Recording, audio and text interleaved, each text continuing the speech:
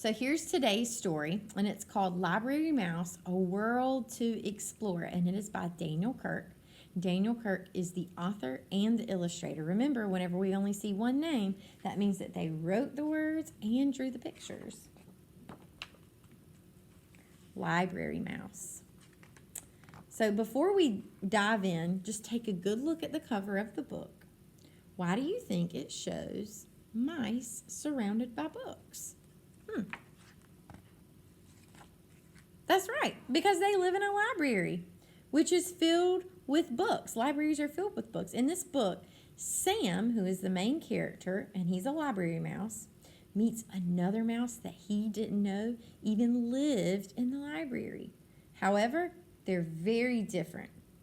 Sam explores the world through books, but Sarah explores the world through actions.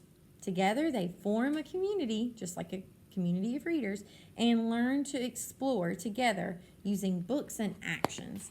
So now we're going to see how they do this. And while we read, let's think about how we listen, we learn, and are involved in this story as readers. Sam was a library mouse.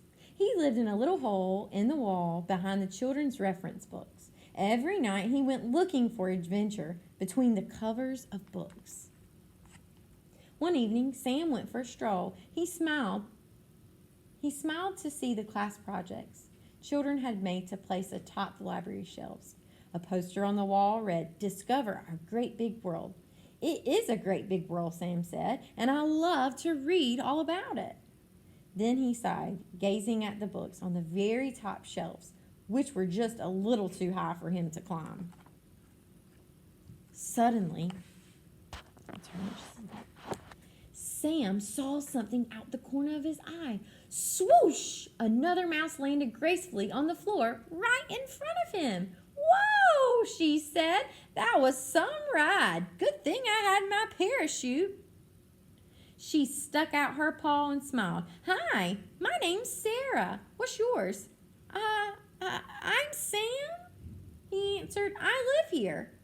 "I live here too," Sarah said, "on the other side of the library. I was exploring, and that's when I discovered that playground."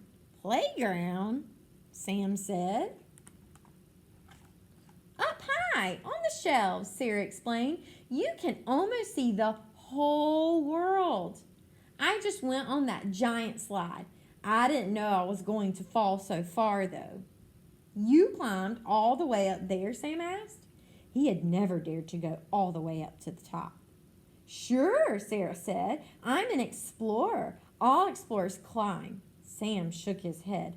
"Well, that's not a slide. You just went down the side of a pyramid." "A what?" "A pyramid," Sam said. "Like in ancient Egypt, only children made this one. There are pictures of real pyramids in these books you knocked off the shelf." "Wow," Sarah said. "I didn't know there were books about stuff like this." Wow. So as good readers, we have to stop and make sure that we're listening when someone else is reading. Sarah is really interested in what Sam is saying and listens to what Sam is reading. By listening, she's also learning a lot. So I've already put these ideas on our little web here to help us out. So we have to listen carefully and learn new words and information, which is what good readers do. "Are there books about those other fun things I was climbing?" Sarah asked. "You mean the Statue of Liberty and the Eiffel Tower?" Sam grinned. "Follow me." Oh, he's excited to show her some cool things. "We're going to do some research," Sam said. "We'll start with Egypt." "What's research?" Sarah asked. "It's how you find out about things," Sam said. "If you can't go to the real pyramids, you can read about them right over here." Sam and Sarah pored over dozens of books, and Sarah oohed and ahed at the pictures. She gazed up at the tall shelves and said, "Research is fun. Let's climb up high and see what books are up there." Whoa, they're even dressing up. Not tonight, Sam said, looking wearily at the tall shelves. Maybe we could play down here. Then let's pretend we're pharaohs in ancient Egypt. Sarah replied, we can use these books for research on how to dress up.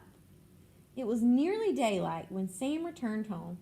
He picked up his pencil to write about what had happened. He had never met anyone like Sarah before.